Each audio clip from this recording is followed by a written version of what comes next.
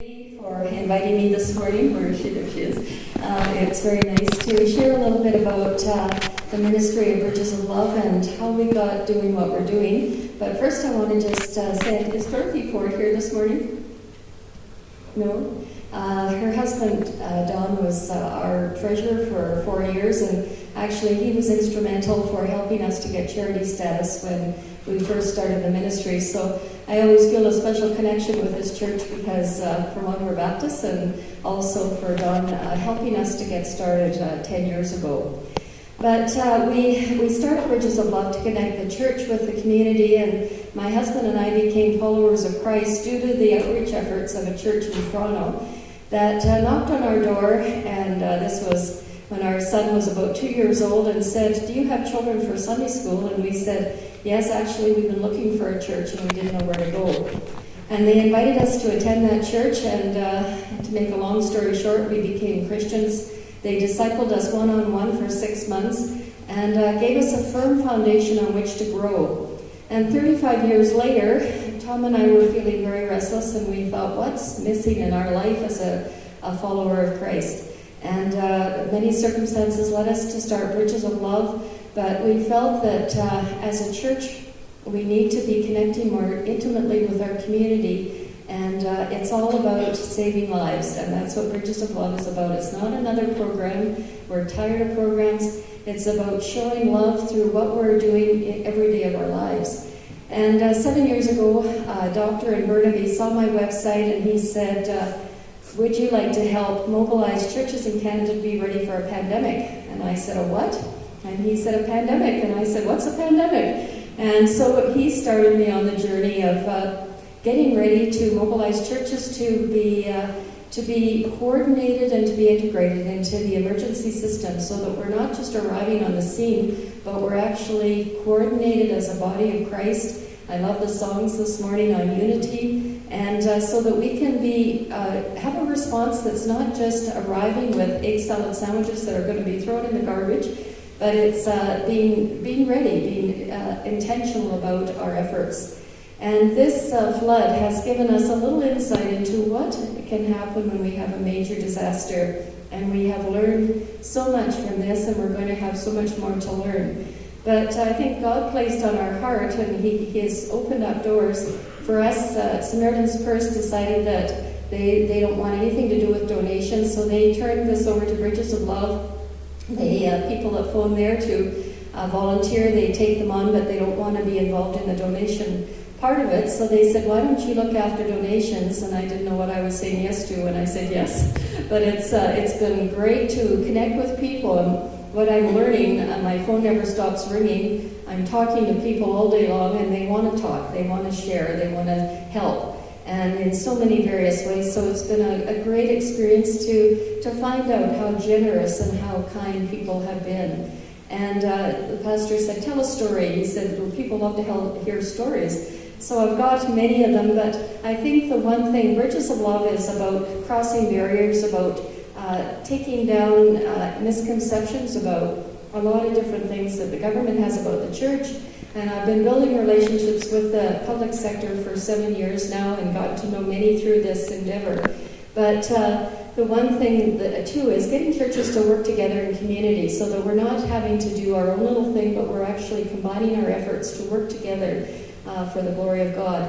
And we had a group, Samaritan's Purse turned this group over to me and said they're looking for a place to stay. They were Christian Disaster Services is who they were. They're Mennonites from Lyndon and BC, and they were looking for a place to stay. So I said, "Oh boy, where am I going to find a place for 24 men to stay?" But I phoned a few churches, and our Northeast Quadrant lead is Crossroads Community Church, and they said, "Sure, Mark, we can take them, but we have no cots."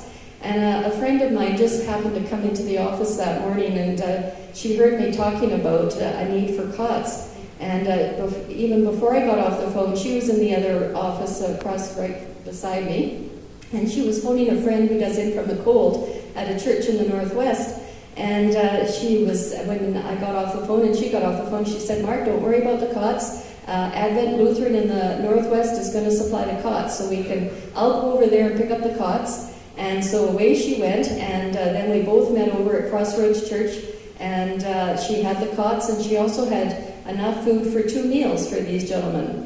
So the men stayed there for a week, and then they were going to move out to High River. So they said, we're leaving this church, which is in the northeast, and now we want to move to the south. So I phoned our southeast quadrant lead, and I said, what do you think about taking a group of men who are working in High River to stay at your church? And it didn't take long before she said, sure, we'll do it. So they took, I don't know how many were at the church, some left and more came, so they had a group. But I phoned a few more churches in the area. One was a United Church in the southwest, another was an assembly in the southeast, and I said, could you help with meals? And it wasn't long before I got a response saying, sure, we'll help with meals. So this is the beautiful thing about Bridges of Love, is it's bringing people together to help one another. And that's just one story. I could tell you more, but time is short. But the adoptive family is what I'm here about, and we're collecting bears. This is why I have a little family here. And we actually picked these bears up from a girl yesterday who phoned the first week of the flood and said, I've got designer bears that I'd like to donate for families. And I didn't take them because I thought, well, how am I going to give these out? And so I just said, we'll take your name and we'll get back to you. Well, yesterday we decided we'd go and pick the bears up, and we have 15 more coming on Monday. A little 9-year-old girl saw a picture of a bear that's on our poster in the back of a car that was all dirty. It was ruined. And I saw a picture of about 20 bears lined up on the curb where the workers had put all of these dirty bears on the sidewalk just to show the devastation of children losing all of their toys. So this is a single family of a mom and her child. And these might be one of the family that needs to be adopted.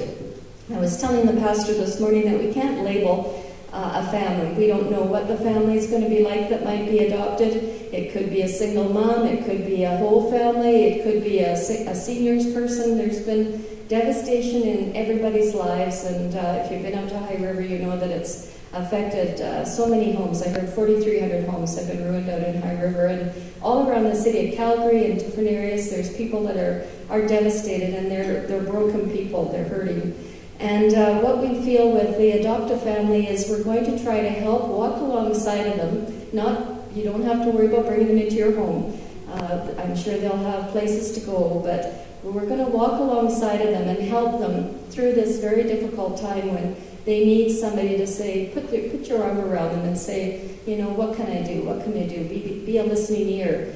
And we have a website, which is alberta.recovers.org, that we're collecting names and resources that we're going to be matching. We're like the eHarmony of disaster recovery. And we're matching people that have needs with those that have the resources to help. And if you happen to adopt a family, let's say a care group wants to take on a family, you can come to us and say, what resources do you have to help? We need a fridge, we need a freezer, we need this. Do you have that? So you don't have to worry about doing this on your own. There's resources all over the place to help, but you can be the hands and feet of this family to say, you're tired, go have a rest, let us look after this for you. So that's about it in a nutshell. You can go on the website and see a little bit more information about it. And the pastor has letters that explain it in a little bit more detail. And it will stay afterwards and you can ask questions. So thanks again. Thank you, Mark.